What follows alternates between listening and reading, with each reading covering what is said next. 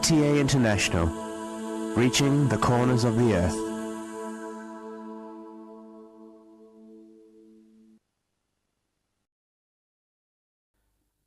اس وقت ہم سیدنا حضرت امیر المومنین خلیفۃ المسیح رابع ایدہ اللہ تعالیٰ بنصر العزیز کا ایک تاریخی خطبہ جمعہ آپ کی خدمت میں پیش کر رہے ہیں حبیبنا صلی علی محمد صلی علی حبیبنا صلی علی محمد صلی علی رسولنا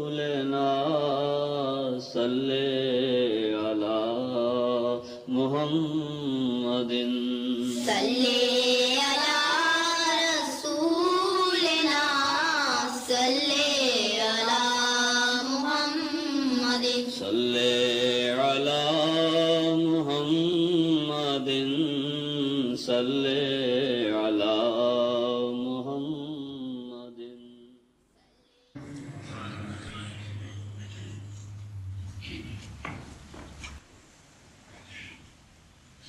السلام علیکم ورحمۃ اللہ. اذان دے دیں.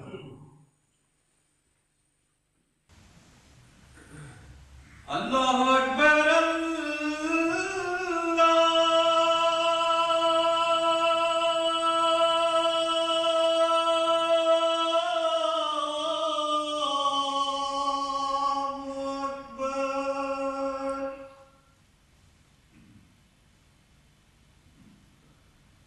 اللہ اکبر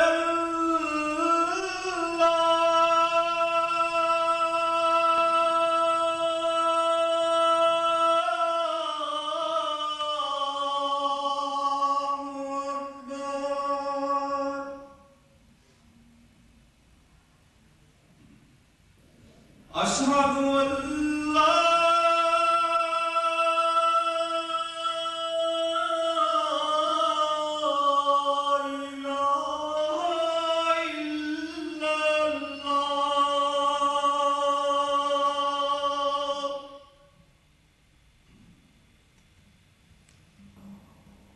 أشهد أن لا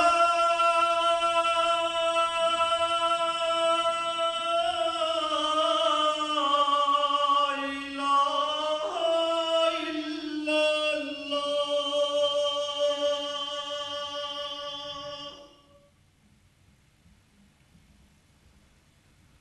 أشهد أن محمد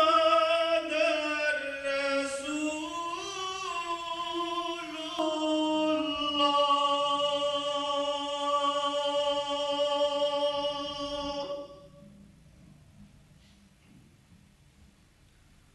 أشهد أن محمد رسول الله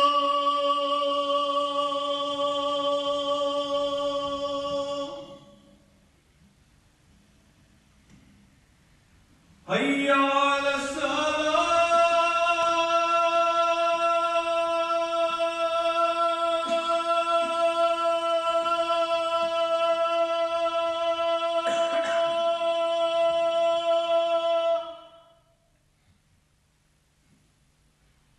حي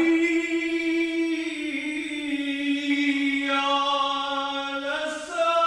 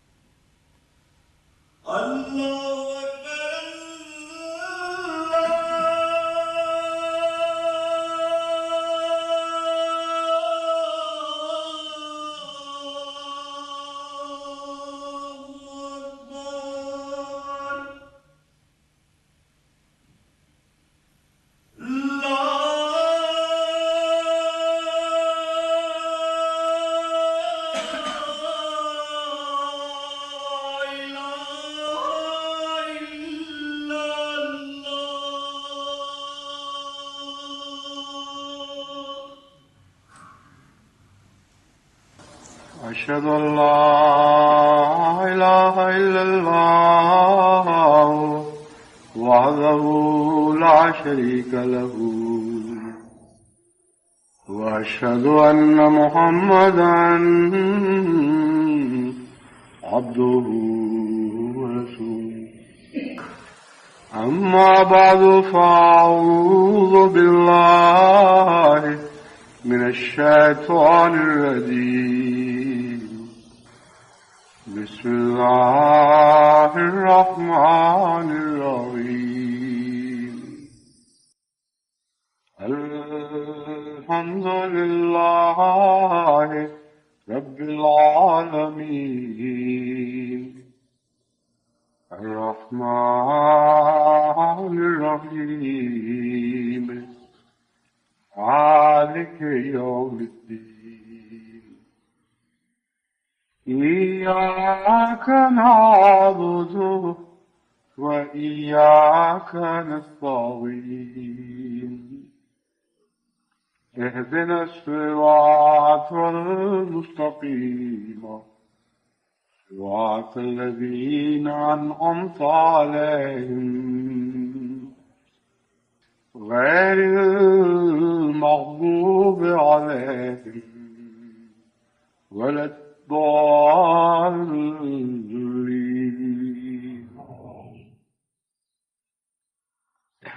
چند دن قبل میں فرانس اور اسپین کے دورے سے واپس آیا ہوں. اس سے پہلے دو خطبات میں جو اسپین میں اور فرانس میں دونوں ہی اسپین میں تھے، اس سفر سے متعلق میں کچھ باتیں بیان کر چکا ہوں، لیکن مجھے معلوم ہوا ہے کہ چونکہ ریکارڈنگ خراب تھی اس لیے ان خطبات کو ٹیلی وائز نہیں کیا جا سکا، اور جس طرح کثرت سے لوگ پہلے احباب براہ راست استفادہ کر سکتے تھے اس طرح استفادہ نہیں کر سکے. مختصراً میں آپ کے سامنے چند باتیں اب رکھوں گا. دو خطوات کے مضمون کو دہرانا تو یہاں ممکن نہیں ہے. پہلی بات جو خوشکن آپ کے علم میں آنی چاہیے وہ یہ ہے کہ فرانس اور اسپین دونوں جماعتوں میں اللہ تعالیٰ کے فضل سے بہت نمایاں بیداری ہے، اور دعوت اللہ کے کام میں وہ اس سے بہت زیادہ مستعد ہیں جو میں نے ان کو پہلے دیکھا تھا. جس حالت میں ان کو گزشتہ سفر کے دوران پایا تھا اس سے کئی حصے آگے نکل چکے ہیں. مردوں میں بھی، عورتوں میں بھی، بچوں میں بھی دعوت اللہ کا شوق پایا جاتا ہے، اور اس کے نتیجے میں نشو و نما کے آثار دکھائی دے رہے ہیں. دونوں جگہ خدا کے فضل سے میرے جانے سے پہلے بھی مقامی لوگوں کی توجہ تھی، مختلف ممالک سے آئے ہوئے ان علاقوں میں بسنے والوں کی توجہ تھی، اور بیعتیں بھی ہو رہی تھی. میرے جانے پر بھی اللہ تعالیٰ کے فضل سے کافی دلچسپی کا اظہار کیا گیا، یعنی غیر مسلموں کی طرف سے. مجالس میں آتے رہے، سوال و جواب میں حصہ لیتے رہے، اور خدا تعالیٰ کے فضل سے مجالس کے بعد بیعتیں بھی ہوتی رہیں. جو سب سے بڑا خوشکن پھل فرانس میں ملا وہ یہ تھا کہ جزائر غرب الہند میں ایک نئے ملک میں خدا تعالیٰ کے فضل کے ساتھ احمدیت کا پودا لگا ہے. یہ فرانسیسی بولنے والا ملک ہے. وہاں کے باشندے جو تقریباً کلیتاً عیسائی تھے، رومن کیتھولکس، ان میں سے ایک صاحب کو اسلام قبول کرنے کی توفیق ملی، اور وہ صاحب اثر ہیں اور ان کا ایک بڑا خاندان ہے. انہوں نے کچھ اور باہر سے آئے ہوئے مسلمان افریقنوں کی مدد کے ساتھ اسلام کی تبلیغ کا کام کیا، اور مجھے انہوں نے بتایا کہ تقریباً 200-300 مسلمان وہاں پیدا ہو چکے ہیں. یہ جب ہمارے اجلاس میں تشریف لائے تو رفتہ رفتہ ان کے اندر بڑی تیزی کے ساتھ احمدیت کی محبت پیدا ہونی شروع ہوئی. لیکن بعد میں گفتگو سے پتہ چلا کہ اس سے پہلے ہی دراصل یہ دلچسپی لیتے تھے اور مشن میں ان کا آنا جانا تھا. وجہ یہ بیان کی کہ مسلمان تو ہو گئے تھے، توحید سے محبت تھی، لیکن جتنے مسلمان فرقے دوسرے دیکھے ان پر دل ٹکتا نہیں تھا اور اکھڑا اکھڑا محسوس کرتے تھے کہ جس چیز کو میں حاصل کرنا چاہتا تھا وہ حاصل ہو نہیں سکی. اس احساس محرومی کے ساتھ یہ متلاشی رہے. جب مسجد فرانس سے ان کا رابطہ ہوا، مشن فرانس سے، تو بڑی تیزی سے اہمیت میں دلچسپی بڑھنا شروع ہوئی. جب میں وہاں گیا تو ملاقات کے دوران میں نے اپنی اس خواہش کا اظہار کیا کہ اس علاقے میں اللہ تعالیٰ کے فضل کے ساتھ جب بھی آپ کو تسلی ہو خدا کرے آپ کو پہلے ہوں جو احمدیت کا پودا لگانے والے ہوں اور ایک منظم طریق کے ذریعے سارا ملک اسلام کے لیے فتح کرنے والے ہوں. تو انہوں نے کہا کہ میرے دل کی تسلی کا تو یہ حال ہے کہ میرا دل چاہتا ہے آپ ابھی بیٹھ لیں. میں نے انہیں سمجھایا کہ اور کچھ پڑھ لیں. انہوں نے کہا پڑھنے کی باتیں تو سب ایک طرف ہیں، میں تو آپ سے مل کر اتنا مطمئن ہو چکا ہوں کہ مجھے میرے لیے اب مزید صبر کی، مزید انتظار کی گنجائش نہیں. اور ان کا جوان بیٹا بھی ساتھ تھا. چنانچہ دونوں نے بڑی محبت اور اخلاص سے اسی وقت بیعت کی اور مجھ سے یہ عہد کیا کہ اب میں اپنے ملک کے ان باشندوں کو بھی تبلیغ کروں گا جو یہاں موجود ہیں اور خطوں کی دعوت کے ذریعے اپنے ملک میں بھی تبلیغ کروں گا. اور اس خواہش کا اظہار کیا کہ بہت جلد جب ایک بڑی تعداد میں احمدی وہاں پیدا ہو چکے ہوں تو اس وقت میں آپ کو وہاں آنے کی دعوت دوں گا. اللہ تعالیٰ کے فضل کے ساتھ یہ ایک بہت ہی اچھا پھل تھا جو ہمیں عطا ہوا. دونوں جگہ مبلغ انچارج ماشاءاللہ بہت عمدہ کام کر رہے ہیں.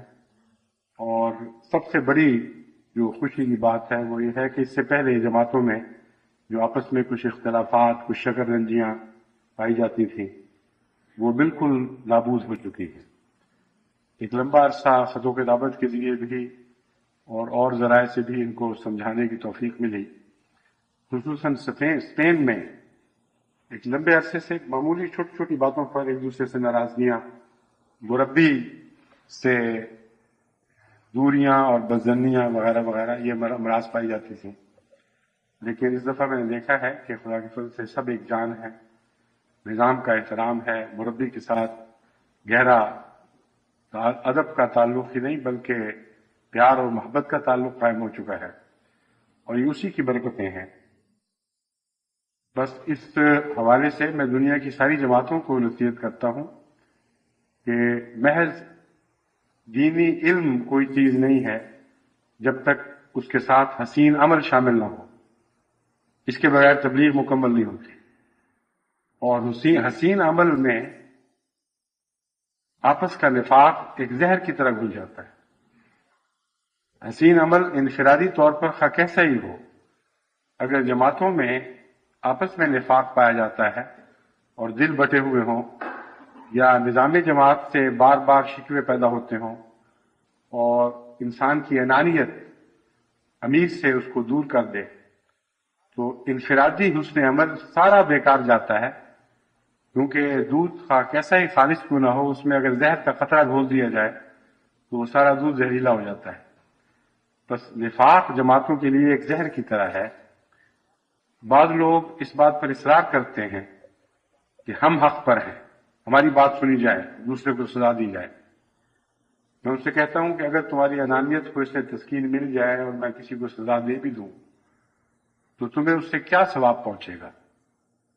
لیکن اگر تم اپنے آپ کو سچا سمجھتے ہوئے حضرت اقدس مسیح موعود علیہ الصلوۃ والسلام کی نصیحت پر عمل کرتے ہوئے سچے ہو کر جھوٹوں کی طرح تظلم اختیار کرو تو میں یقین کر دلاتا ہوں کہ اس میں بہت بڑا ثواب ہے. حضرت مسیح موعود علیہ الصلوۃ والسلام سے تعلق کی سچائی کا اظہار ہوگا اور جس کو امام وقت سے سچا تعلق ہو وہ اس کی باتوں کو تخفیف سے نہیں دیکھ سکتا اور جس کا تعلق اس کی ذاتی جذباتی قربانی سے ثابت ہو جائے اللہ تعالیٰ ہمیشہ اس پر پیار کی نظر ڈالتا ہے. تو جھگڑا خواہ کسی نوعیت کا بھی ہو ایک موقع ہے، اس میں ذاتی انتقام لینے کا بھی موقع ہے جیسا کہ قرآن کریم فرماتا ہے اگر واقعتاً کوئی مظلوم ہے تو اس کا حق ہے اتنا ہی بدلہ لے جتنا اس پر ظلم کیا گیا ہے، اور اس سے زیادہ نہیں۔ لیکن اگر اس حق کو چھوڑ دے اور خدا کے لیے صبر اختیار کرے اور عفو سے کام لے تو اس کا اجر اللہ کے پاس ہے۔ کیا اجر ہے اس کی تفاصیل میں یاد نہیں فرمائی گئی، وہ اللہ کی محبت اور اس کی رضا کا اجر ہے۔ کسی کے منہ کی خاطر کوئی انسان اپنا حق چھوڑتا ہے تو اسے لازماً اس سے بہت تعلق پیدا ہو جاتا ہے۔ اپنے مختلف جماعتی سفروں کے دوران میں نے خود ذاتی طور پر یہ تجربہ کر کے دیکھا ہے، بعض جھگڑنے والے لوگوں کو جن کے جھگڑے بڑے لمبے دیر سے چلے آ رہے تھے، ان کو سمجھایا اس سے پہلے اور بھی لوگ سمجھا چکے تھے، لیکن چونکہ اس زمانے میں میں صرف وقف جدید یا خدا ولی کی حیثیت سے ہی سفر کرتا تھا، مگر حضرت اقدس مسیح موعود علیہ السلام سے ایک خونی تعلق ہونے کی وجہ سے جماعتوں میں نسبتاً زیادہ دل میں نرمی کا گوشہ پایا جاتا تھا۔ بس اس سے پہلے دیگر معلم مبلغ وغیرہ جہاں ناکام ہوئے وہاں غالباً اسی تعلق کی وجہ سے میں یہی سمجھتا ہوں کہ حضرت مسیح موعود علیہ السلام کے ساتھ انہی تعلق کے رشتے کی برکت ہی سے ان لوگوں نے اپنے حقوق کو چھوڑا، اور اس کے بعد کبھی بھی ان کی محبت میں دل سے نہیں مٹی۔ میں اس لیے یہ تجربہ بتا رہا ہوں کہ آپ یہ تجربہ کر کے دیکھ لیں، آپ کی خاطر اگر کوئی شخص اپنا حق چھوڑتا ہے تو آپ کے لیے اس کا آپ کے دل میں ایک مستقل مقام بن جاتا ہے، اور اگر آپ کے اندر شرافت ہے اور شکر گزاری کے جذبات ہیں تو کبھی بھی آپ اس شخص کی محبت کو دل سے نکال نہیں سکیں گے جس نے آپ کی خاطر اپنے ایک حق کو چھوڑا۔ حضرت اقدس مسیح موعود علیہ السلام نے خدا کے حضور اپنا مقام بنانے کا اتنا قیمتی نسخہ عطا فرمایا ہے کہ اس کی کوئی اور مثال آپ کو دکھائی نہیں دے گی۔ فرمایا سچے ہو کر جھوٹوں کی طرف تزلل اختیار کرو، اللہ کی خاطر یہ قربانی کر کے دیکھو۔ اور لطف کی بات یہ ہے کہ دونوں فریق اپنے آپ کو سچا سمجھ رہے ہوتے ہیں، بس اس نسخے کی خوبی دیکھیں کہ دونوں طرف کارگر ہے۔ محبت کی ایسی دو دھاری تلوار ہے کہ دونوں دلوں پر یکساں اثر کرتی ہے، کیونکہ فریقین دونوں اپنے آپ کو سچا سمجھ رہے ہیں۔ فرمایا سچے ہو کر جھوٹوں کی طرف تزلل اختیار کرو، دونوں اپنے آپ کو خدا کی خاطر جھوٹوں کی طرح گرا دو اور عاجزی اور انکساری کے ساتھ اپنے بھائی کا دل جیتنے کی کوشش کرو۔ بھائی کا دل جیتا جائے یا نہ جائے، جو ایسی کوشش کرے گا وہ خدا کا دل ضرور جیت لے گا۔ بس ایک انتقام کا رستہ ہے، اس میں ایک بہت ہی بڑی تنبیہ بھی حائل ہے۔ فرمایا دیکھنا اتنا ہی بدلہ لینا جتنا تم پر ظلم کیا گیا ہے، ایک ذرہ بھی اس سے زیادہ جانے کی اجازت نہیں۔ اور کون انسان ہے جو انصاف کے معاملے میں عین اس حد پر رک جائے جہاں دوسرے سے ناانصافی نہ ہو سکے۔ جب غصے ہوتے ہیں تو بالعموم جتنی کسی کو تکلیف پہنچے، جب تک اس سے زیادہ تکلیف نہ پہنچا رہے دل ٹھنڈا نہیں ہوا کرتا۔ اور بہت خوش نصیب لوگ ہیں وہ، مگر بہت کم، جو انتقام میں انصاف کو پیش نظر رکھنے کی اہلیت رکھتے ہیں۔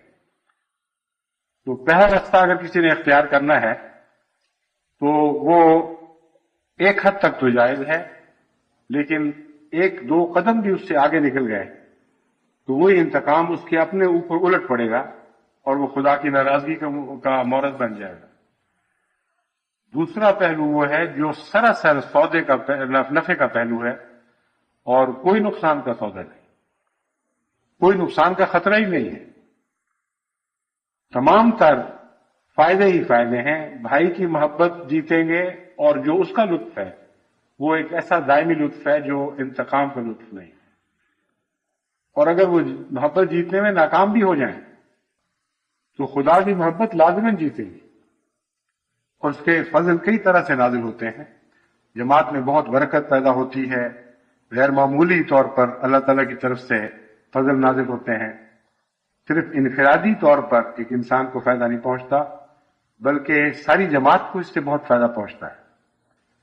بس یہ جو دو مثالیں میں نے آپ کے سامنے رکھی ہیں، ان میں ایک بڑا عنصر یہی تھا کہ پہلے اگر اختلافات پائے جاتے تھے اور مربی سے، خصوصیت سے یا مقرر کردہ امیر سے کچھ شکوے تھے، میرے سمجھانے کے نتیجے میں ان شریف نیک نفس احمدیوں نے اپنے پرانے کردار کو یکسر بدل ڈالا اور خدا کی خاطر شیر و شکر ہو گئے، اور اب اس کا خود لطف اٹھا رہے ہیں۔ اللہ تعالیٰ کے فضل سے بہت نشو و نما پانے والی جماعتیں بن چکی ہیں۔ اسپین کے سلسلے میں یہ بتانا ضروری ہے کہ میں وہاں اب ویسے تو بہت دیر سے نہیں گیا تھا، جانا تھا ہی، لیکن فوری بہانہ ایکسپو بن گیا۔ ایکسپو کا انعقاد اسپین میں ہوا ہے، یعنی ساری دنیا میں مختلف قسم کی انڈسٹریل اور دیگر نمائشیں وہاں لگائی گئی ہیں۔ اس ایکسپو میں جماعت احمدیہ کو بھی ایک چھوٹا سا سٹال لگانے کی توفیق ملی، اور وہ سٹال سب دوسرے سٹالوں سے مختلف اور منفرد تھا۔ ایک تو اس لحاظ سے مختلف اور منفرد تھا کہ سب سے چھوٹا اور غریبانہ سٹال وہی تھا۔ اس سے چھوٹا سٹال آپ کو وہاں کوئی اور دکھائی نہیں دے گا۔ چھوٹے چھوٹے آئس کریم بیچنے والے کھوکھے بھی اس سے بڑے تھے، اور جو معمولی ممالک کے سٹال تھے وہ بھی مقابلتاً بہت بڑے عظیم شان دکھائی دیتے تھے۔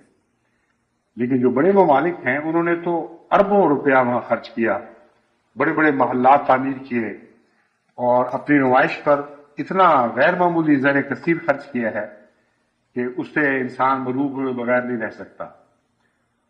بڑی بڑی حکومتوں میں امریکہ کا سٹال تھا، کینیڈا کا سٹال تھا، جاپان کا سٹال تھا، چین کا سٹال تھا، وہ سارے دیکھنے والے تھے، لیکن وہ سارے سٹال ایسے تھے جن کا لطف دنیا کے لطفوں سے تعلق رکھتا تھا اور دائمی نہیں تھا۔ ایک انسان جاتا ہے، ان چیزوں کو دیکھتا ہے، لطف اندوز ہوتا ہے، اور کچھ دیر کے بعد وہ بھول جاتا ہے۔ لیکن جماعت احمدیہ کے سٹال میں ابدی اور دائمی لطف اور سکینت کے سامان تھے۔ وہ لوگ جن کو وہاں آنے کی توفیق ملی، جب انہوں نے تمام دنیا کی بڑی بڑی زبانوں میں قرآن کریم کے تراجم دیکھے، اور 100 سے زائد زبانوں میں انہوں نے قرآن کریم کے منتخب آیات کے تراجم دیکھے، احادیث کے تراجم دیکھے، حضرت مسیح موعود علیہ السلام کی تحریروں کے تراجم دیکھے، تو ان کے اندر ایک عجیب غیر معمولی شوق پیدا ہوا، ان کی آنکھوں میں چمک آئی۔ انہوں نے کہا ہماری زبان بتائیں وہ بھی ہے کہ نہیں۔ جب وہ زبان ان کو دکھائی جاتی تھی تو عجیب فرق طرف سے وہ یوں لگتا تھا جیسے ایک بلب اچانک روشن ہو جائے، اور بڑی گہری دلچسپی لینے لگتے تھے۔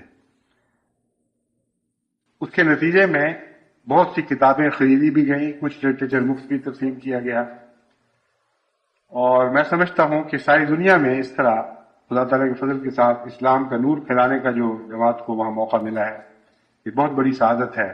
اللہ تعالیٰ اس میں بہت برکت ڈالے۔ وہاں جانے کا، یعنی اسٹال جا دیکھنے کا اور نمائش کو دیکھنے کا ایک بڑا فائدہ یہ ہوا کہ اسٹال کے منتظمین کے ساتھ اور اسپین کی جماعت کے ساتھ اس اسٹال سے زیادہ استفادہ کرنے کا منصوبہ بنایا گیا۔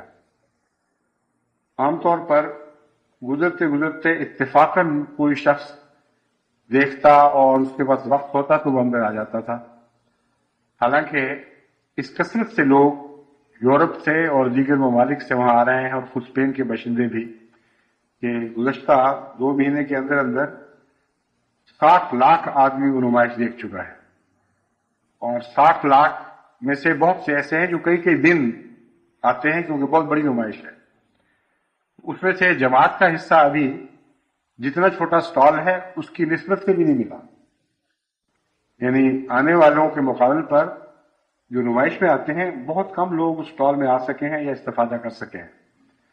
چنانچہ ان کو میں نے سمجھایا کہ کس طرح آپ خوبصورت اشتہار بنائیں، اس میں یہی بات لکھیں کہ دنیا کے لطف لے رہے ہو، ایک ایسا لطف بھی لو جو پھر مٹے گا نہیں، ایک ایسی خوشبو بھی لگاؤ جس کو کوئی لانڈری اور کوئی دھوبی بھی ہمیشہ دھو کر اس سے زائل نہیں کر سکتا، جو مرنے کے بعد بھی جاری رہے گی۔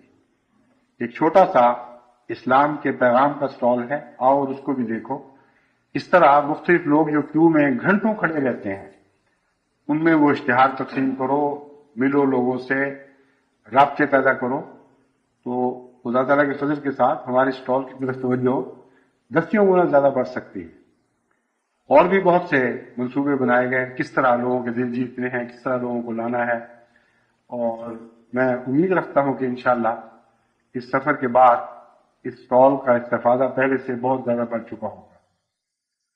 اس کے علاوہ اسپین میں تبلیغی منصوبے بھی کئی بنائے گئے، اور ایک ایسا منصوبہ پیش کیا گیا جو اس سے پہلے ذہن میں نہیں آیا تھا، اور اس کی جو کیسٹ ہے وہ میں نے ہدایت کی ہے کہ تمام ملک کے عمراء کو دلوائی جائے، وہ اپنے اپنے ملک کے حالات کے مطابق ان تدبیروں پر عمل کر کے دیکھیں جو اس میں بیان کی گئی ہیں، اور میں سمجھتا ہوں کہ ایک نیا انداز تبلیغ کا سب ملکوں میں پیدا ہو جائے گا، جو انشاءاللہ بہت مفید ثابت ہوگا۔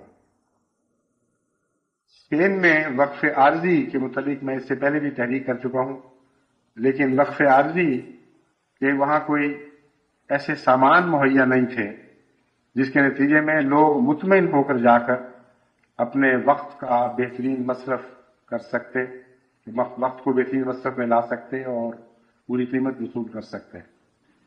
اس دفعہ اسپین میں اس سلسلے میں بھی ایک منصوبہ تیار کیا گیا ہے، اور میں امید رکھتا ہوں کہ اب انشاءاللہ تعالی واقفین عارضی جو اسپین جائیں گے وہ واپس آ کے جو قصے سنائیں گے اس سے باقی لوگوں میں بھی تحریک پیدا ہوگی، کیونکہ بسا اوقات جب ایک آدمی اپنے روحانی تجارب بیان کرتا ہے تو اس کے گرد و پیش ماحول میں بہت زیادہ دلچسپی پیدا ہو جاتی ہے۔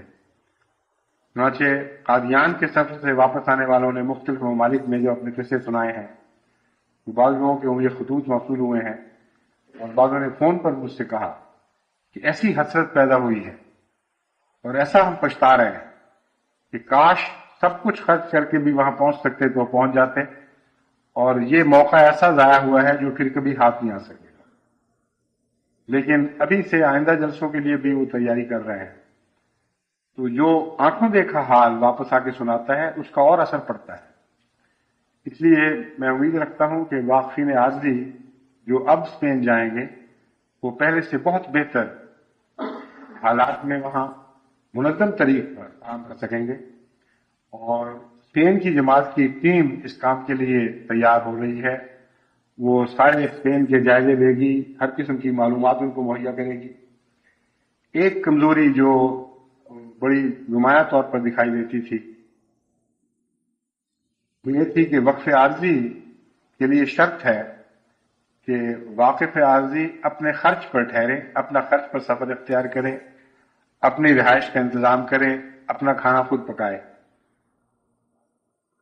مسجد بشارت پیدروباد کے پاس ایسی کوئی رہائش کی جگہ نہیں ہے جو ہر آنے والے کے مزاج کے مطابق ہو، اور مسجد سے بہت دور ٹھہر کر وقف عارضی سے پورا استفادہ حاصل نہیں کیا جا سکتا، کیونکہ مشن کے ساتھ مضبوط رابطہ ہو، مبلغ انچارج سے ہدایات لے کر اس کی مرضی کے مطابق اگر کام ہو تو اس میں بہت زیادہ برکت پڑتی ہے۔ لیکن اس کا ایک حل یہ اب خدا تعالیٰ کی طرف سے پیدا ہو گیا ہے کہ میرے گزشتہ سفر اور اس سفر کے دوران جماعت احمدیہ اسپین نے بہت عظیم الشان وقار عمل کر کے ایک بنگلہ اسی احاطے میں، مسجد کے احاطے میں بنایا ہے، جو انہوں نے اس نیت سے بنایا کہ جب میں وہاں پہ جاتا ہوں تو میرے لیے بھی ٹھہرنے کی بہت مشکل سی جگہ ملتی ہے، لیکن میرے ساتھ جو سٹاف کے آدمی اور دوسرے بعض ساتھ جانے والے اپنا وقت وقف کر کے جاتے ہیں، ان کو ٹھہرنے میں بھی دقت پیش آتی ہے۔ اس خیال سے انہوں نے میرے لیے ایک چھوٹا سا بنگلہ بنایا، اور ساتھ جو دوسری عمارت تھی اس کی توسیع کی، کافی اضافے کیے جا چکے ہیں اب اس میں، اور رہائش کے اور دفاتر کے انتظامات پہلے سے کئی گنا بڑھ گئے ہیں۔ مسجد بھی خدا کے فضل سے بہت وسیع ہو گئی، تو جماعت اسپین نے یہ ایک بہت عظیم تاریخی خدمت کی ہے. بہت مشکل حالات میں وہاں نوجوان محنت کر کے بسر اوقات کر رہے ہیں.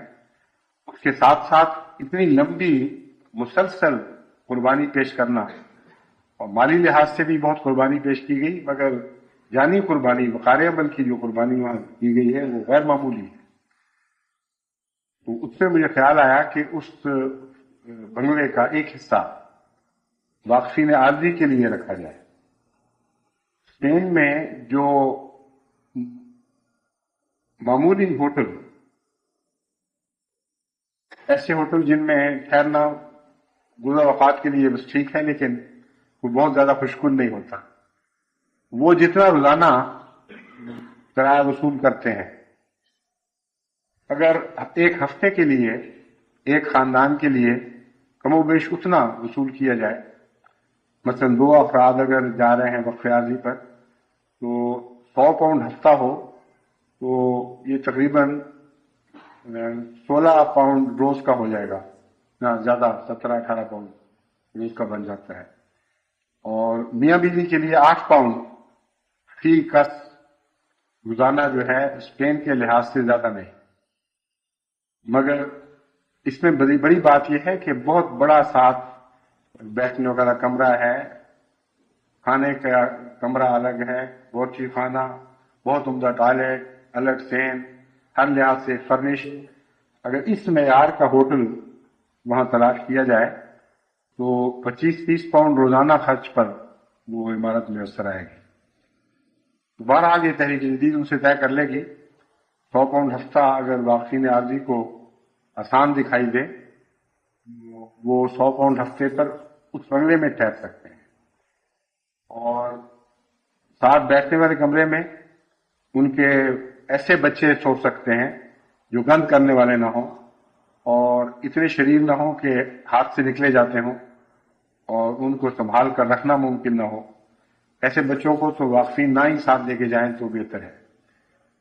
مگر مہذب عقل والے بچے، نسبتاً پختہ عمر کے بچے اگر ساتھ ہوں تو 3-4 بچے زائد وہاں آرام سے سو سکتے ہیں. ہمارے بچے بھی اسی ہال میں سوتے رہے، ڈرائنگ روم میں یا وہ اس کو فیملی روم کہہ لیجیے، وہاں سوتے رہے. تو ایک فیملی کے لیے اگر 120-25 پاؤنڈ ہفتے کا کرایہ وصول کر لیا جائے تو اسے جماعت اپنے فائدے میں استعمال کر لے گی، اور وقف کی جو یہ شرط ہے کہ اپنے خرچ پر رہے، وہ شرط بھی پوری ہو جائے گی. اور باہر ٹھہرنے کی نسبت ہر قسم کی زیادہ سہولت یہاں میسر آئے گی، اور اسی طرح مبلغ کی رہنمائی میسر آئے گی. تو میں امید رکھتا ہوں کہ اس تجربے سے لوگ فائدہ اٹھائیں گے. بہت سے احمدی احباب سیر و سیاحت کے لیے گرمیوں کی چھٹیوں میں باہر جاتے ہیں، اسی طرح سردیوں کی چھٹیوں میں جاتے ہیں. اگر وہ وقف کر لیں یا سیر و سیاحت کی نیت ہی سے جائیں تو ان کو بھی وہاں ٹھہرنے کی اجازت دی جا سکتی ہے، مگر شرط یہ ہے کہ اپنی سیر کے ساتھ خدمت دین کو بھی شامل کریں، اور جہاں جس حد تک ممکن ہے دونوں کام بیک وقت سر انجام دیں. تو اس بنگلے سے یہ ایک مستقل فائدہ پہنچ جائے گا، اور اس کا جاری ثواب ان خدمت کرنے والوں کو بھی پہنچتا رہے گا جنہوں نے بڑی محنت سے اس بنگلے کو تیار کیا ہے. اس کے علاوہ اسپین سے متعلق میں یہ بات آپ کے سامنے رکھنا چاہتا ہوں کہ جب بھی ہم وہاں جاتے ہیں بڑی عظیم الشان پرانی عمارتوں کو دیکھتے ہیں، بڑی حسرت سے اسلام کی اس ترقی کے دور پر نظر ڈالتے ہیں جس کے کھنڈرات باقی بچے ہوئے ہیں، اور ان عظیم الشان سلطنتوں کی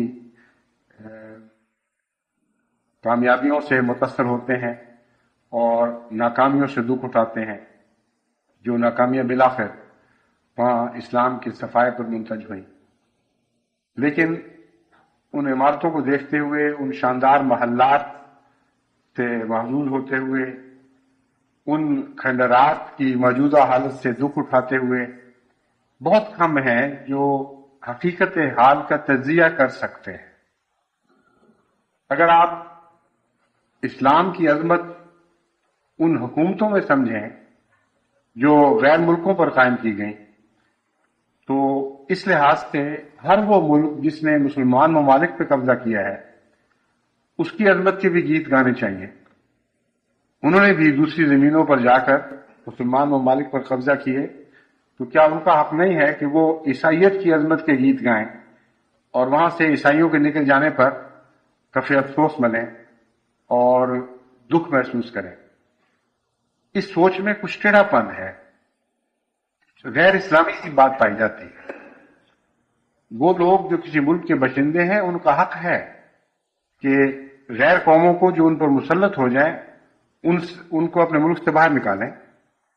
اگر ہندوستانی کا یہ حق تھا کہ انگریز کو باہر نکالے، اگر پاکستانی کا یہ حق تھا کہ انگریز کو باہر نکالے، اگر دنیا کی دوسری نوآبادیات اور کالونیز کا سب کا یہ حق تھا، جیسا کہ ہے چین کا حق تھا، افریقہ کے تمام ممالک کا حق تھا کہ وہ غیر قوموں کو اپنی سرزمین سے باہر نکالیں، تو یہ سوال ذہن میں اٹھتا ہے کہ اہل اسپین کا کیوں حق نہیں تھا کہ وہ مسلمانوں کو جو غیر قوموں سے تعلق رکھنے والے تھے اور وہاں آ کر بزور شمشیر مسلط ہوئے ان کو اپنے ملک سے نکال دیں۔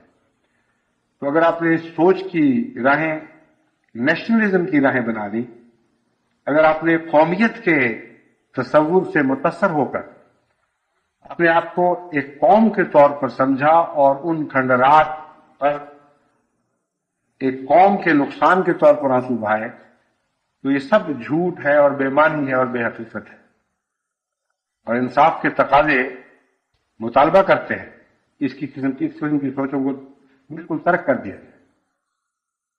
دوسری ایک اور سوچ ہے، وہ یہ ہے کہ اسلام 700-800 سال تک اس ملک میں رہا ہے، لیکن کتنی بڑی بد نصیبی ہے کہ ظاہری طور پر اتنی عظیم عمارتیں قائم بنانے کے باوجود، جن کی عظمت اور شان اور شوکت آج بھی دنیا کی ترقی یافتہ قوموں کو بھی متاثر کیے بغیر نہیں رہ سکتی، اس طرح وہ وہاں سے مٹ گئے اور حرف غلط کی طرح ہمیشہ کے لیے وہاں سے باطل کر کے نکال دیے گئے کہ کوئی ان کے مذہب، ان کی تہذیب کے نشانات دکھائی نہیں دیتے۔ سارا اسپین کٹر کیتھولک عیسائی بن گیا اور مسلمانوں کا بحیثیت مسلمان وہاں سے نام و نشان مٹا دیا گیا۔ یہ واقعہ آنن فانن نہیں ہوا، اسلام مسلمانوں کو وہاں سے نکالتے اور اسلام کو مٹاتے ہوئے ان کو تقریباً 200 سال لگے۔ سوال یہ ہے کہ 700-800 سال میں ان فاتح قوموں نے اسلام کو وہاں نافذ کرنے کے لیے کیا کیا؟ کیا یہ ممکن ہے؟ عقلاً انسان اس بات کو تسلیم کر سکتا ہے کہ اسلام کا پیغام اس طرح پہنچایا جائے جس طرح حضرت اقدس محمد مصطفیٰ صلی اللہ علیہ وسلم نے ایک شدید مخالف عرب کو پہنچایا تھا اور پھر ان کی وساطت سے باقی دنیا کو پہنچایا، اور اس سختی کے ساتھ 8 صدیوں تک رد کیا جائے کہ ساری قوم کلیتاً اس سے نابلد رہے۔ یہ ہو نہیں سکتا۔ کوئی ایسی بنیادی دینی خرابیاں ان لوگوں میں پیدا ہو چکی ہوں گی جن کے نتیجے میں دنیا کی عظمتوں کے سامنے ہی وہ سرنگوں ہو گئے، اور اسلام کو ظاہری زینت کا سبب تو بنا لیا، لیکن دلوں میں انقلاب برپا کرنے کے لیے اسے استعمال نہیں کیا گیا۔ اس نقطۂ نگاہ سے جب میں نے اندلس کے محلات کو اس دفعہ دیکھا تو مجھے یہ دیکھ کر بہت ہی گہری تکلیف پہنچی کہ ایک طرف ہم اس بات کی لذت محسوس کرتے ہیں کہ ان محلات کو سجانے والوں نے نہایت ہی اعلیٰ فن کا مظاہرہ کرتے ہوئے، نہایت باریک فن کا مظاہرہ کرتے ہوئے قرآن کریم کی آیات کو پلے پر لکھوں خواہ بار کندھا کیا ہے۔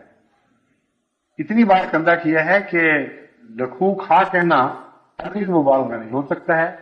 ان تمام محلات میں جس طرح بار بار لا غالب الا اللہ، قرآن کریم کی آیات بھی اور یہ لا غالب الا اللہ اور اسی قسم کے دوسرے کلمات تحریر کیے گئے ہیں یا کندھا کیے گئے ہیں کہ اگر 1 کروڑ سے زائد ہو تو یہ رقوش 1 کروڑ سے زائد بنے تو ہرگز بعید ذقن نہیں ہے. ممکن ہے کئی کروڑ تک یہ بات پہنچ جائے، کیونکہ صرف غرناطہ میں نہیں اور غرناطہ کے الخضراء میں ہی نہیں بلکہ دوسرے محلات میں بھی ہر جگہ اس فن کو دہرایا گیا ہے.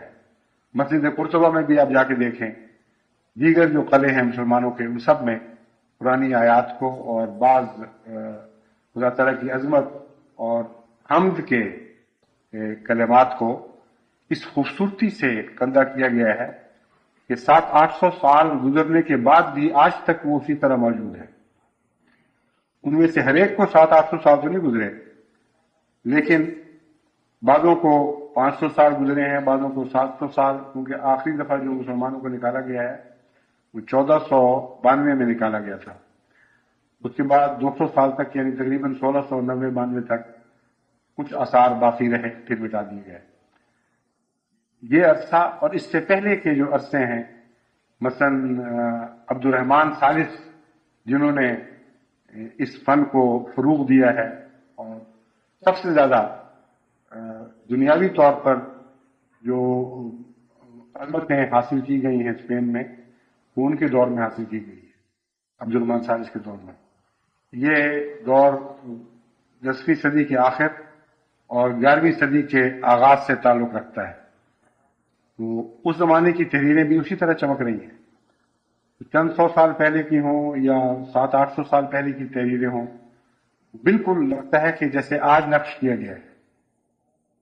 میں یہ سوچتا رہا کہ انسان ظاہری طور پر اس تکرار کو دیکھ کر واقعتاً کتنا مغلوب ہو جاتا ہے، مگر اگر یہ کوشش کی جاتی کہ یہ تحریریں دلوں پر کندہ ہو جائیں اور تمام اہل اسپین کے دلوں پر لا غالب الا اللہ لکھا جائے، تو یہ تحریریں ایسی انمٹ تحریریں ثابت ہوتی کہ قیامت تک چلتی رہتی، بظاہر پڑھی نہ جاتی، لیکن خدا کی تقدیر یہ ثابت کر دکھاتی کہ یہ وہ تحریر ہے جو دل پر ایک دفعہ نقش ہو جائے تو پھر مٹائی نہیں جا سکتی. تلوار سے ایسے لوگوں کی گردنیں تو کاٹی جا سکتی ہیں، مگر دلوں پر لا الہ الا اللہ یا لا غالب الا اللہ کی کندہ ہوئی تحریریں مٹائی نہیں جا سکتی. نسل بعد نسلیں چلتی ہیں اور چلتی چلی جاتی ہیں. تو یہ سوچتے ہوئے میں بہت ہی گہرے غم میں مبتلا ہو گیا اور میں نے سوچا کہ اب اس ظلم کی تلافی اگر کسی جماعت کے ذمہ ہے تو وہ جماعت احمدیہ ہے. ہم نے ایک نئے جہاد کا آغاز وہاں کر دیا ہے اور اس جہاد کو لازماً جاری رکھنا اور آگے بڑھاتے چلے جانا ہے. ایک دو دفعہ تحریک کرتا ہوں تو کچھ لوگ لبیک کہتے ہیں، پھر کچھ عرصے کے بعد دوسرے کاموں میں میں مشغول ہو کر میری نظر دوسری طرف چلی جاتی ہے، تو وہ احباب کی توجہ بھی دوسرے کاموں کی طرف پھر جاتی ہے. خلیفہ وقت تو قبلہ نما کی حیثیت رکھتا ہے، جدھر وہ منہ کر لیتا ہے ساری جماعت رفتہ رفتہ منہ اسی طرف کر لیتی ہے. لیکن یہ وہ قبلہ نما ہے جسے ہر اس قبلے کی طرف منہ کرنا ہوگا جس کی طرف توحید بلا رہی ہے اور توحید کی عظمتوں کے تقاضے ہیں. ان قبلوں کو بار بار نظر کے سامنے رکھا جائے. ایک تو قبلہ وہ ہے جو خانہ کعبہ کی طرف منہ کر کے میسر آتا ہے، لیکن خدا کی توحید کے قبلے بہت پھیلے ہوئے پڑے. اینما تولوا فثم وجہ اللہ، یہ وہ آیت کریمہ ہے جو اسی مضمون کو بیان فرما رہی ہے کہ قبلہ جہاں تک سمجھ آ سکے، جہاں تک علم ہو، درست کر لیا کرو، کعبے ہی کی طرف منہ کرو، مگر یاد رکھو اصل قبلہ خدا کی طرف منہ کرنا ہے. جس طرف بھی تم رخ کرو گے وہیں تم خدا کو پاؤ گے. ان معنوں میں توحید کے قبلے ہمارے چاروں طرف پھیلے پڑے ہیں اور ہر قبلے کا اپنا ایک محاذ ہے، اور بار بار ہمیں یاد دہانی کرانی پڑے گی جماعت کو کہ اس محاذ پر کی طرف بھی رخ کرو اور خدا کی خاطر یہاں بھی جہاد کرو، اور اس محاذ کی طرف بھی رخ کرو اور خدا کی خاطر یہاں بھی جہاد کرو، اور اس تیسرے محاذ کی طرف اور چوتھے اور پانچویں اور چھٹے اور ساتویں محاذوں کی طرف بھی رخ کرو، کیونکہ ہر طرف ایک ہی خدا کا قبلہ ہے جس کی طرف منہ کرتے ہوئے تم نے اسلام کا عظیم جہاد کرنا ہے. بس اسپین کے جہاد کو بھی بھلانے نہیں دینا، اسے نظر انداز نہیں کرنا. کسی ایسی فائل میں اس کو دفن نہیں کرنا جس کی طرف پھر دودھ تو نظر نہیں پڑتی. بار بار یاد کرانا میرا کام ہے، اور بار بار میں یقین رکھتا ہوں کہ اس یاد دہانی کے نتیجے میں اللہ تعالیٰ دلوں میں تحریک پیدا فرمائے گا اور واقف نو نئے عزم کے ساتھ اپنے آپ کو پیش کریں گے. نئے واقفین، واقف نو سے مراد یہاں نئے واقفین ہیں، بڑے عزم اور ولولے کے ساتھ اپنے آپ کو پیش کریں گے. بس اہل یورپ کے لیے خصوصیت سے ایک بہت اچھا موقع ہے. جیسا کہ میں نے بیان کیا گیا ہے، اب وہاں ٹھہرنے کی ایسی سہولت مہیا ہو گئی ہے کہ مارکیٹ ریٹ پر ویسی سہولت آپ کو اتنی کم قیمت پر میسر نہیں آ سکتی. اور جو مسجد کے پاس ٹھہرنے کا لطف ہے وہ اس کے سوا ہے، ان سب باتوں پر اضافہ ہے. وہاں سے آپ کو وقف عارضی کے نئے پروگرام ملیں گے، اور جیسا کہ میں نے ذکر کیا ہے ایک باقاعدہ منصوبہ ان کو سمجھایا گیا ہے، جس کے نتیجے میں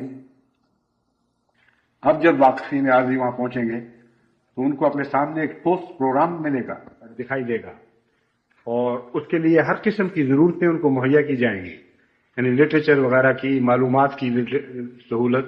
اور بعض علاقوں میں انشاءاللہ اس وقت تک ہمارے بعض رابطے بھی ایسے قائم ہو چکے ہوں گے کہ واقفین عارضی جب وہاں جائیں تو بالکل اپنے آپ کو اجنبی علاقوں میں نہ پائیں، بلکہ احمدیت سے تعلق رکھنے والے، اسلام سے محبت رکھنے والے کچھ گھرانے وہاں پہلے سے موجود ہوں جو ان کی تائید کرے اور ان کی نصرت کرے. تو میں امید رکھتا ہوں کہ اس نئے پروگرام سے انشاءاللہ تعالیٰ اسپین میں ایک نئی زندگی کی لہر دوڑے گی.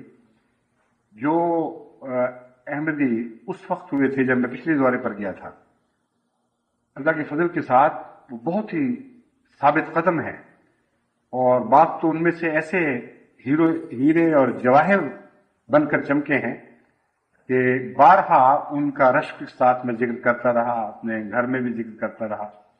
ایک لڑکی سولیدار جو ملک کی ایک مشہور شاعرہ تھی، وہ احمدی ہوئی. اس نے مسلسل جماعت کے لٹریچر کا اپنی زبان میں ترجمہ کیا ہے، اور نہایت اعلیٰ زبان ہے، اور دن رات کو خدمت میں مصروف رہتی ہے، خود ہی ترجمے کرتی ہے، ٹائپ کرتی ہے. اور ایسی اس کو محبت ہے احمدیت یعنی حقیقی اسلام سے کہ وہاں مجالس میں بھی جب میں عیسائیت اور اسلام کے موازنے کرتا تھا یا اور ایسی باتیں بیان کرتا تھا تو اس پر جب نظر پڑتی تھی تو یوں لگتا تھا جیسے اسلام کے عشق میں وہ پگھلی جا رہی ہے. لڑکی تو نہیں کہنا چاہیے، عورت سمجھ لیں، 2 بچے بھی ہیں، بیمار اور معذور بچے ہیں، مگر اس کے باوجود یہ اتنا وقت خدمت دین کے لیے نکالتی ہے. ایک اور صاحب تھے جو فرنیچر کی ایک بڑی دکان کے مالک تھے، وہ بھی اس دفعہ تشریف لائے ہوئے تھے، مسلسل وہیں ٹھہرے رہے. میں مسلسل تو نہیں مگر 3 دن کے قریب وہاں قیام کیا، اور ان کی حالت میں بھی بہت غیر معمولی میں نے پاک تبدیلی دیکھی. تو امید ہے کہ انشاءاللہ تعالی اہل اسپین اب پہلے کی نسبت بڑھ کر اسلام کی آواز پر لبیک کہیں گے. ماحول ایسا دکھائی دیتا ہے، جتنی مجالس میں نے وہاں منعقد کی ہیں سوال و جواب کی، ان سے میں سمجھتا ہوں کہ بہت جلدی اب ان لوگوں میں تبدیلی کے امکانات پیدا ہو رہے ہیں. ایک مجلس میں خالصتاً عیسائیت کو عقلی لحاظ سے تنقید کا نشانہ بنایا گیا تھا، اور مجھے ڈر تھا کہ وہ چونکہ ایک لمبے عرصے سے متشدد عیسائیوں کا ملک رہا ہے، اس لیے ہو سکتا ہے وہ ناراض ہو جائیں، بعض لوگ ناپسندگی کے اظہار کے طور پر مجلس سے اٹھ کر چلے جائیں. لیکن ہر موضوع پر تفصیلی بحث کے بعد جب میں سوالات کا موقع دیتا تھا تو اکثر سر جھکے رہے، اور اگر کسی نے سوال کیا بھی تو بہت جلدی اس کا جواب سنتے ہوئے تائید میں سر ہلانے لگ گیا. اور جب وہ 2 روزہ مجالس اپنے اختتام کو پہنچی اور میں نے پھر اعلان کیا کہ اب بتائیے کوئی سوال کرنا ہو تو بتائیں، تو کوئی شخص بھی کوئی ایک سوال بھی پیش نہ کر سکا، جس سے معلوم ہوتا تھا کہ سب مطمئن ہیں. بعض خاندان بطور خاندان آئے ہوئے تھے، وہ ایک مجلس کے بعد دیر تک وہاں رہے، وہیں کھانا کھایا اور بہت گہری دلچسپی لینے لگے. تو اس لیے یہ مشاہدہ تو میں خود کر چکا ہوں کہ اسپین میں بڑی تیزی سے تبدیلیاں پیدا ہو رہی ہیں اور اسلام کی طرف رجحان بڑھ رہا ہے. اور امید ہے انشاءاللہ تعالی واقفین عارضی بھی اس عظیم موقع سے فائدہ اٹھائیں گے. درخت ہلائے جاتے ہیں، کبھی ایسی حالت میں بھی کہ پھل نہیں ہوتا، کبھی ایسی حالت میں بھی کہ پھل کچا ہوتا ہے، اور کبھی ایسی حالت میں بھی کہ پھل پکا ہوتا ہے. ہم بچپن میں جنگلوں شکار وغیرہ پہ جاتے تھے تو بیریوں کو کئی دفعہ ہلاتے تھے، تو جب پھل کچے ہوتے ہیں تو اترتے نہیں، اور اگر اترے بھی تو تلخ پھل ہاتھ آتا ہے. لیکن جب پھل تیار ہوں تو ذرا سا جھکولا دینے سے ہی اس کثرت سے پھل گرتا ہے کہ انسان سے سنبھالا نہیں جاتا. تو مجھے لگ رہا ہے کہ اب اللہ کے فضل کے ساتھ بہت سے ممالک میں پھل پکنے لگے اور ہمیں ان کو جھنجھوڑ کر پھل اکٹھا کرنے والی کثرت سے درکار ہے. جب پھل پکنے کا وقت آتا ہے تو پھل کا سنبھالنا واقعتاً مشکل ہو جاتا ہے. اہل یورپ جانتے ہیں کہ جب یہاں کیریز کے پکنے کا وقت آتا ہے تو کس طرح زمیندار بڑے بڑے بورڈ لکھ کر لگا دیتے ہیں کہ آؤ اور جتنا چاہتے ہو توڑ کر خود کھاؤ اور جتنی لے کر جاؤ گے صرف اس کے پیسے لیں گے. ان کو پتہ ہے کہ اگر ایسا نہ کیا گیا تو پھل ان سے سنبھالا نہیں جا سکتا. یہ پھل تو بہت ہی قیمتی ہے. اس پھل کے لیے ہمیں کثرت سے ایسے عارضی واقفین چاہیے جو اس پھل کی لذتوں سے وہاں خود بھی مستفید ہوں. اور یہ ایسا پھل ہے جس کو جتنا کھائیں گے اتنا ہی یہ بچتا رہے گا اور دائمی ہوتا رہے گا. یہ ایسا پھل نہیں جسے کھا کے آپ ختم کر سکیں، لیکن سنبھالنا ضروری ہے. بس اس کو سنبھالنے کے لیے وہ خاندان جن میں جذبہ ہے سیر کا بھی اور خدمت دین کا بھی، ان کے لیے ایک بہترین موقع ہے. آخری چند منٹ میں روس سے متعلق بھی کچھ توجہ دلانا چاہتا ہوں. روس میں خدا کے فضل سے بہت تیزی سے اہمیت میں دلچسپی پیدا ہو رہی ہے، اور جتنے وفد یہاں سے گئے ہیں وہ بہت ہی مثبت نتائج کی خوشخبریاں دے رہے ہیں. اللہ تعالیٰ کے فضل سے ہر وفد کے دوران بڑے بڑے اچھے رابطے پیدا ہوئے، اور اس دفعہ مولوی شمس ملی الدین صاحب شمس جب گئے ہیں تو کئی جگہ باقاعدہ ٹھوس جماعتیں پیدا ہوئی ہیں. بڑے اچھے اچھے صاحب اثر لوگ احمدیت سے مستقل وابستہ ہوئے ہیں، اور وہاں جا کر پتہ چلا ہے کہ کس طرح غیر معمولی طور پر احمدیت کا پیغام قبول کرنے کے لیے وہاں صلاحیت موجود ہے. بعض لوگوں نے اپنے طور پر جماعت کا لٹریچر وہاں پھیلانا شروع کیا ہے. ایک رشیا کے رشیا تو نہیں کہنا چاہیے، U S S R United union of Soviet socialist republic جو پہلے ہوا کرتی تھی، اب یہ ٹکڑوں میں بٹ چکی ہے یا عملاً ٹکڑوں میں بٹ چکے ہیں. اس کو ہم باہر کی زبان میں رشیا کہتے ہیں، حالانکہ رشیا صرف ان میں سے ایک ریاست کا نام ہے. تو جب میرے منہ سے رشیا نکلے تو مراد یہ ساری ریاستیں ہیں. ان میں جو مسلمان ریاستیں ہیں ان میں تو اس پیغام کے نتیجے میں ایسا مثبت رد عمل دکھایا گیا ہے کہ کئی اخبارات نے وہ فوری طور پر اپنے اخباروں میں شائع کرنے کا فیصلہ کیا ہے. اور روس میں بھی، یعنی واقعتاً جو رشیا ہے اس میں بھی ایک وسیع چھپنے والے اخبار نے بڑے شوق سے اس خواہش کا اظہار کیا کہ میں یہ پیغام اپنے ملک کے لیے شائع کروں گا. اور سب کا یہ رد عمل تھا کہ اہل روس کو اس کی شدید ضرورت ہے. وہاں جو جائزے لیے گئے ہیں ان کے نتیجے میں واقفین عارضی کے لیے سب سے بڑی مشکل یہ بنتی تھی کہ اگر وہ مثلا ماسکو جا کر ٹھہریں یا لا علمی کی حالت میں سفر کریں تو حکومت کا قانون ایسا ہے کہ باہر کے مسافر کو بہت زیادہ خرچ کرنا پڑتا ہے. یعنی ماسکو میں $130-40 روزانہ پر ہوٹل ملے گا اور لازماً اس کو بیرونی کرنسی میں ادا کرنا ہوگا.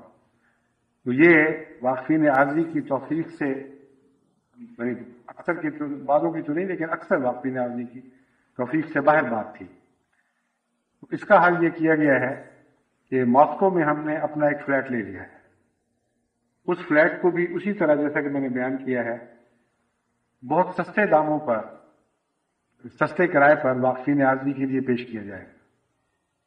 جس نے وقف کرنا ہو وہاں جائے. وہاں ہم نے مستقل سٹاف بھی مقرر کر لیا ہے. ایک اچھا انگریزی سمجھنے والا، اچھا روسی زبان بولنے والا اسکالر باقاعدہ جماعت میں وہاں امپلوائے کر لیا ہے. وہ اس فلاٹ میں موجود ہوگا اور آپ کی ہر قسم کی رہنمائی بھی کرے گا. اور اس کی وساطت سے دوسری جگہ جو ہمارے روابط ہوئے ہیں وہاں تک پہنچنا آسان ہوگا. کم سے کم روپیہ خرچ کر کے سفر کرنے کے متعلق وہ ہر قسم کی مدد کرے گا. اور اس کے لیے معلومات یہاں بھی اکٹھی کی جا چکی ہیں. یعنی وہ صاحب اگر وہاں ہوں یا نہ ہوں اس سے قطع نظر فلیٹ کی چابی یہاں سے تفصیل سے حاصل کریں اور سیدھا جا کر وقف عارضی کا گروپ ماسکو میں تسلی سے ٹھہرے. اگر وہ $20 روزانہ پر وہ کمرہ لے لیں تو کہاں یہ $20 کہاں $150 روزانہ. اور اگر کسی میں توفیق کم ہو تو اس سے بھی سستا کیا جا سکتا ہے. مگر کوئی جواز نہیں ہے سستا کرنے کا، کیونکہ جماعت نے تو مستقل اس پر خرچ کیا ہے. اس کی بجلی، پانی وغیرہ ہر چیز کا خرچ ہوگا. آگ وغیرہ، گیس کی سہولت ہے، ٹیلی فون کی سہولت ہے، سینٹر میں واقع ہے. اگر اس قسم کی سہولت کا کوئی عارضی طور پر وہاں کرائے پر مکان لے تو اسے روزانہ $200-250 دینے پڑیں گے. بہرحال یہ روپیہ زیر بحث نہیں ہے. میں تو صرف یہ سمجھا رہا ہوں کہ واقفین عارضی کی سہولت کے لیے ہر ممکن کوشش کی جا رہی ہے کہ کم سے کم خرچ پر ان کا سفر مکمل ہو اور زیادہ سے زیادہ معلومات ان کو سفر اختیار کرنے سے پہلے مہیا کر دی جائیں. اس سلسلے میں لمبی محنت کے بعد تبشیر میں اب ہم نے بہت سی معلومات اکٹھی کر لی ہیں. بہت سے روابط اور ان کے پتہ جات اکٹھے کر لیے گئے ہیں. روسی زبان میں لٹریچر شائع ہو چکا ہے اور مزید ہو رہا ہے، اور جتنا شائع ہوا ہے بہت ہی مفید پایا گیا ہے.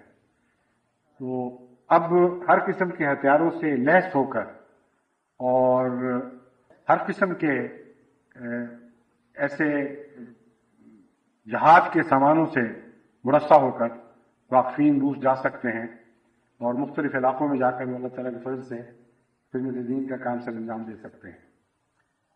ایک آخری بات اس ضمن میں یہ میں سمجھانا چاہتا ہوں کہ وہاں رابطوں کے لیے ہمیں کچھ تبلیغ کے علاوہ بھی باتیں کرنی ہوں گی. روس اس وقت خطرناک اقتصادی بدحالی کا شکار ہے اور باہر کی دنیا سے جو تاجر جا رہے ہیں وہ اکثر لوٹنے کی نیت سے جا رہے ہیں. میں احمدی تاجروں کو دعوت دیتا ہوں یا واقفین عارضی کے جو تاجر نہ بھی ہوں کہ اگر وہ وہاں جا کر کچھ تجارتی رابطے قائم کر سکتے ہوں تو اس کے کئی فوائد ہیں. ایک تو یہ کہ جو سفر خالصتاً دین کے لیے اختیار کیا گیا ہو اگر اس کے نتیجے میں دنیا بھی حاصل ہو جائے جو پھر دین کی خدمت میں استعمال ہو تو اس سے اچھا سودا اور کیا ہو سکتا ہے. اور وہاں اس کے بہت مواقع ہیں. جو معلومات ہمیں میسر آ سکی ہیں وہ ہم نے اکٹھی کی ہیں اور تاجر، انڈسٹریلسٹ اور اس قسم کے دوست جو مثلا ہوٹل کا کام جانتے ہوں ان کے وہاں جا کر ذرائع معاش حاصل کرنے کے بہت مواقع ہیں اور حاصل کرنے سے زیادہ مہیا کرنے کے بہت مواقع ہیں. اور مجھے اس وقت زیادہ دلچسپی دوسرے حصے میں ہے. اگر احمدی تاجر اس نیت سے وہاں روابط پیدا کرے اور احمدی کارخانہ دار اس نیت سے وہاں کارخانے بنائے اور احمدی ریسٹورانٹ کے تجربہ رکھنے والے اس نیت سے وہاں ریسٹورانٹ کھولیں کہ مقامی طور پر لوگوں کی اقتصادی حالت بہتر بنائی جائے. تو جہاں احمدیت قائم ہو چکی ہے وہاں احمدیوں کو خدا کے فضل سے بہت سی مالی سہولتیں حاصل ہو جائیں گی اور انتہائی غربت کی حالت میں بھی ان لوگوں نے چندے شروع کیے ہیں. اگر خدا تعالیٰ کے فضل کے ساتھ احمدیت سے ان کو دین کے علاوہ دنیا بھی مل جائے تو بہت بڑا استحکام حاصل ہوگا اور ان کو دیکھ کر دوسرے لوگوں کی توجہ بھی پیدا ہوگی. اور جب بھی آپ اس ایسے ملک سے تجارت کرتے ہیں جیسا روس اس دور میں ہے اس میں تجارت کرنے والے کے لیے نقصان کا کوئی احتمال نہیں رہتا. کچھ نہ کچھ فائدہ اس کو ضرور پہنچے گا. لیکن اگر اپنے فائدے کو آپ پیش نظر نہ رکھیں اور دین کی خاطر ضرورت مند لوگوں کے فائدے کو پیش نظر رکھیں تو دنیا کا فائدہ تو ہوگا ہی، روحانی طور پر عاقبت کا فائدہ بہت ہوگا. اس دنیا میں بھی آپ کی عاقبت سنورے گی اور اس دنیا میں بھی اللہ تعالیٰ کے فضل سے آپ کا عقبہ سنور جائے گا. اللہ تعالیٰ آپ کو توفیق عطا فرمائے. ان دونوں تحریکوں میں بھرپور حصہ لیں. اب وقت آ گیا ہے کہ جو واقفین عارضی دیر سے منتظر تھے ان کو اب میدان میں جھونکنے کا لفظ میں بول رہا تھا، پھر رک گیا، لیکن اب میں پھر اس نیت سے کہتا ہوں کہ اگر یہ بھٹی ہے خدا کی خاطر تو ہمیں اپنی جانیں، اپنی جان، مال، عزتیں واقعتاً اس میں جھونک دینی چاہیے. لیکن یہ بھٹی ایسی بھٹی ہے جسے خدا تعالیٰ نے گلزار بنانے کا فیصلہ کر لیا ہے، اس لیے بے دھڑک ہو کر اس میں چھلانگیں لگائیں. اب یقیناً اسے گلزار پائیں گے اور خدا کی رضا کی ابدی جنتیں حاصل کرنے کی جگہ آپ کو میسر آئے گی. اللہ تعالیٰ ہمیں اس کی توفیق عطا فرمائے.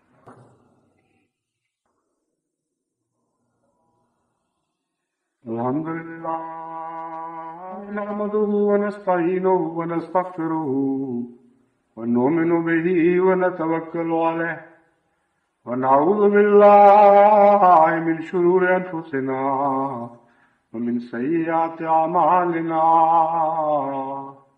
من يهده الله فلا مضل له ومن يضلله فلا هادي له ونشهد أن لا إله إلا الله وحده لا شريك له ونشهد أن محمدا عبده ورسوله. عباد الله رحمكم الله إن الله يأمر بالعدل والإحسان وإيتاء ذي القربى وينهى عن الفحشاء والمنكر والبغي يعظكم لعلكم تذكرون. اذكروا الله يذكركم وادعوه يستجب لكم ولذكر الله أكبر.